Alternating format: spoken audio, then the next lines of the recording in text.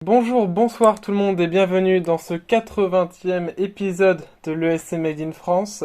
Ici Arthur qui vous parle, je suis en compagnie d'Adil, bonsoir Adil, Bonsoir. et d'Alexandre, bonsoir Alexandre. Bonsoir. Donc encore une fois un petit épisode parce qu'on est en plein, on est en août quoi, on est en juillet-août, il n'y a pas beaucoup de nouvelles, mais du coup on a trois infos à traiter aujourd'hui, dont une très grosse. On commence du coup avec l'info qui a un peu secoué le monde de l'Eurovision. Ça a été acté, c'est officiel. Le Royaume-Uni organisera l'Eurovision 2023 à la place de l'Ukraine, mais l'Ukraine aura quand même un rôle à jouer, car non seulement ils seront qualifiés dans les finalistes automatiquement, mais aussi ils auront l'opportunité d'apporter leur culture au show et proposer des entr'actes ou des styles, des logos comment dire, à l'image du pays. Adil, que penses-tu de cette nouvelle? Une bonne nouvelle et surtout une bonne décision de collaborer avec la BBC pour l'UA, qui est la télé ukrainienne. Ouais, pour les intervalles actes, je veux au moins une chose. Qui au moins News, Robbie Williams ou Koa qui pourrait faire une vraie dinguerie parce que je suis sûr la BBC voudrait pas nous décevoir. Et sinon, j'espère vraiment que ça va bien se passer et qu'on aura un Eurovision sans drama. En parlant de collaboration, moi j'aimerais beaucoup voir un duo de présentateurs anglais et ukrainiens, genre Graham et Timur, ensemble, ça pourrait être Ouais, assez amusant. Alexandre? ouais, c'est le duo le plus cité et j'espère que au moins ces deux-là seront impliqués. C'est une très bonne décision. Ça fait plaisir de voir enfin un Eurovision organisé là-bas, même si en soi, bon, on sait que ce concours sera conjointement organisé, en gros organisé par les deux diffuseurs, hein, clairement. C'est la BBC qui s'occupera de la grosse majorité, mais c'est l'UAPBC Suspigné, comme on l'appelle, qui aura, je pense, carte blanche sur la majorité des choix artistiques de cette année. En tout cas, je l'espère. Mais en tout cas, ça va vraiment être un Eurovision spécial parce que il me semble, en tout cas, ça va être un Eurovision enfin, moi personnellement, j'ai l'impression que ce sera un concours qui sera organisé par deux pays à la fois. Je sais pas si vous avez ce même Oui, ouais, sentiment. ouais. Mais ça, en fait, j'ai vu des concept art, notamment sur Reddit, de logos, parce que même sur le site Eurovision officiel, donc l'UER, etc., ils ont mentionné, je pense, on en a pas vraiment parlé la dernière fois, mais ils ont mentionné, je cite, un logo spécial sera créé pour ces circonstances, pour les circonstances inédites de cet événement. Mm. Donc du coup, j'imagine qu'on aura un logo comme on pouvait trouver sur beaucoup de concept art, comme je viens de le dire, avec qui montrera le drapeau ukrainien et le drapeau britannique. Ouais. J'imagine que, en tout cas, ce serait logique. Ou alors un logo qui serait totalement neutre et qui, d'une manière différente, unirait en fait les deux cultures. J'imagine. Mais en tout cas, c'est vraiment curieux. Comme on va dire comme annoncement, et je sais pas comment ils vont faire, comment ils vont s'y prendre, mais en tout cas ça me donne vraiment très envie de voir ça. Et voilà, donc faudra voir ce que ça va donner, mais oui, ça va vraiment être une édition spéciale. Ouais. Bah, moi j'ai l'impression de vivre que des éditions spéciales depuis quelques années maintenant. Donc c'est marrant. 2022, on va dire, c'était C'était la plus normale des spéciales. oui, mais c'est vrai que là, pour l'instant, les années 2020, c'est pas, ce n'est pas la meilleure décennie qu'on ait connue. Je dis bien, on espère que ça ira mieux pour les pauvres Ukrainiens l'an prochain. On garde espoir, en tout cas. Et dans tous les cas, on sera ravis de les accueillir et de les soutenir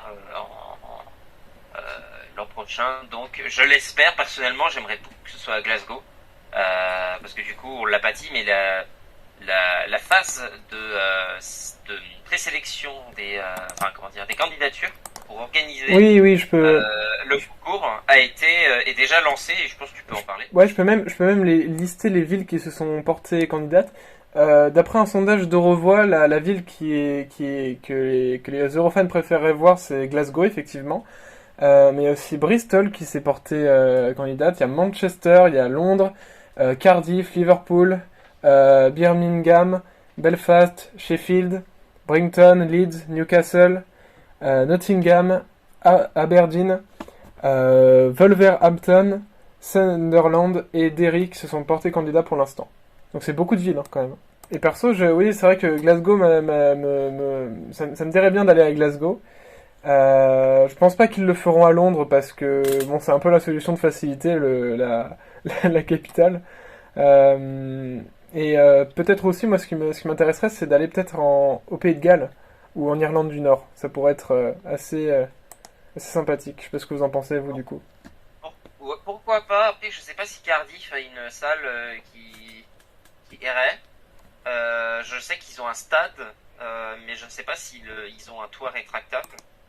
Et je dois avouer que je suis pas non plus un grand fan des Eurovisions qui se déroulent dans des stades. Ça, on en a eu, je crois, 2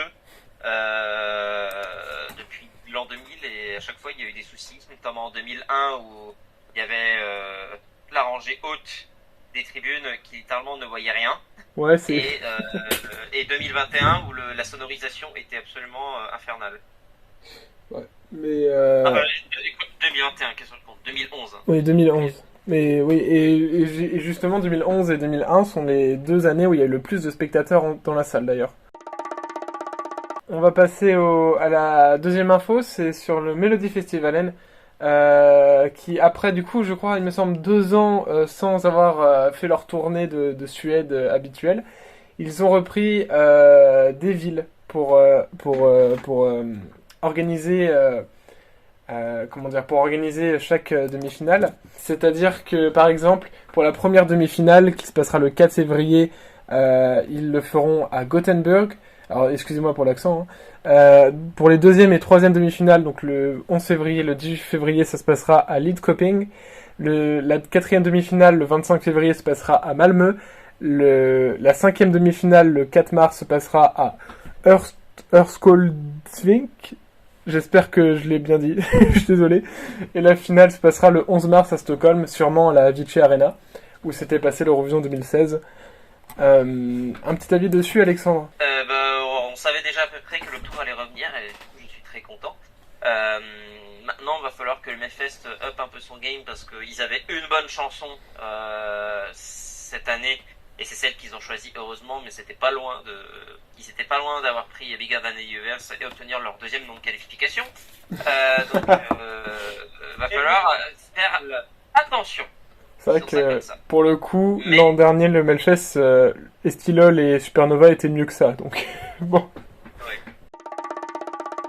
On enchaîne sur la dernière nouvelle de la soirée. On a appris que l'Allemagne se retirait de l'Eurovision Junior. Alors tout d'abord, qu'est-ce qui vous évoque du coup ce revirement du coup de la chaîne Kika qui se retire? Adil? Je dirais c'est un peu de certes, mais bon, vu leur mauvais classement depuis leur doublon en 2020, je me dis que c'était pas étonnant. En vrai, on va pas sentir. Les chaînes de télé allemandes, que ça, ou junior ou à l'adulte, j'ai l'impression qu'ils n'en ont rien à foutre de ce concours. Hein. Après, on dit oui, c'est des excuses de restriction, de voyage, attention entre l'Azerbaïdjan et l'Arménie, des trucs comme ça. Mais bon, on va pas sentir. Et vu que le concours n'est pas très populaire en Allemagne, je suis pas vraiment étonné. Mais vu qu'ils nous ont sorti encore l'espèce de la pause créative, juste pour dire, on gagne force pour l'Eurovision 2023. Oui, voilà, parce qu'il se retire pour pause créative, pour réfléchir à mieux, de faire des chansons. Mais je pense pas qu'ils en aient rien à faire. Je pense surtout que ils savent pas comment faire. Alexandre, qu'est-ce que t'en penses? Moi, j'ai lu surtout qu'il y avait aussi des inquiétudes en termes de comment dire ça en français. des problèmes au niveau des restrictions de voyage en Arménie. Alors je sais pas si c'est exactement ça la raison. Oui, il y a des rumeurs. Mais je pense que aussi effectivement, clairement, c'est pas dans cet état actuel que l'Allemagne profiterait beaucoup du junior. Donc je pense qu'effectivement, prendre une année sabbatique pour réfléchir à leur stratégie serait pas mal. Après, je sais pas vraiment si l'Allemagne reviendra en 2023. On a déjà eu ça, ce coup d'un pays qui se retire pour le temps d'une année et qui au final ne revient jamais, comme le Pays de Galles par exemple. Après, on pourra peut-être avoir une surprise, on ne sait pas, même si ça m'étonnerait. Et puis d'ailleurs, avec le truc du Covid depuis 2020, il manque quand même l'Australie. Oui, c'est vrai aussi. Oui, l'Australie.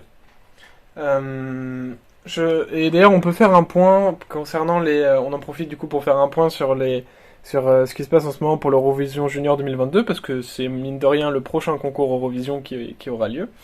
Donc qui a été déclaré le 11 décembre.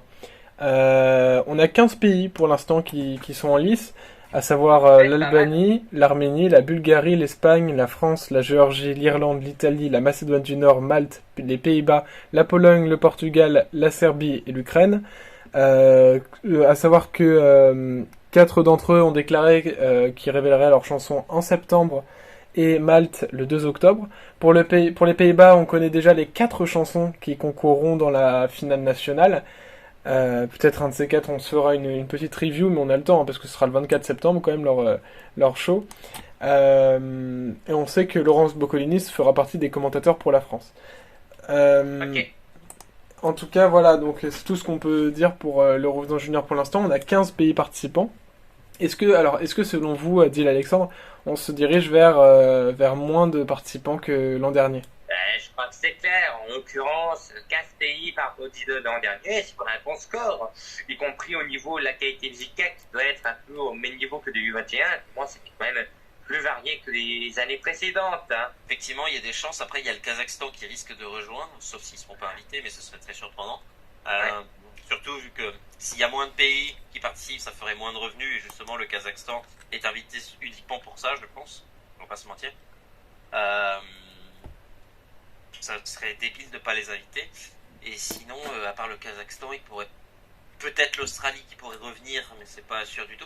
Est-ce que l'Irlande a confirmé ou pas? Oui, l'Irlande a confirmé. Ok. Donc Australie, peut-être les Pays de Galles, mais j'en suis pas sûr. Moi, j'ai vu beaucoup de gens dire sur les réseaux sociaux que ça ne les surprendrait pas si l'UR arrivait à convaincre la Suède de revenir. Ah ouais? Ouais. Encore l'Islande, je pourrais l'accepter. Alors l'Islande, ils ont dit pas. qu'ils ne participeraient pas. Ils ont. D'accord. Ouais. D'accord, mais ce que je veux dire, c'est que ça m'étonnerait pas s'ils revenaient. Mais la Suède, par contre, j'ai beaucoup de mal à y croire. Hein. On verra, mais pour moi, ce sera comme à chaque fois, ce sera du flan. En tout cas, c'est ainsi que se conclut le 80e épisode de l'ESM Made in France. 80, quand même, c'est énorme, 80. Wow. Dans 20 épisodes, on est à 100. C'est très joli. Hein. Qui aurait pu croire qu'on arriverait à 80 quand on a commencé? Merci Adil d'avoir été là. Merci beaucoup. Putain, 80 numéros. Vivement les 20 prochains. Vivement les 20 prochains, c'est ça. Merci Alexandre d'avoir été là. Ben, merci toi aussi. Retrouvez notre podcast sur Spotify, sur Deezer, sur Apple Podcast, sur Google Podcast, sur Acast, sur TuneIn, enfin bref, sur plein de choses. Et sur YouTube aussi, bien évidemment. Merci à vous de nous avoir écoutés jusqu'au bout. Et passez de bonnes vacances. Bye bye. Au revoir. Allez, ciao, bonsoir.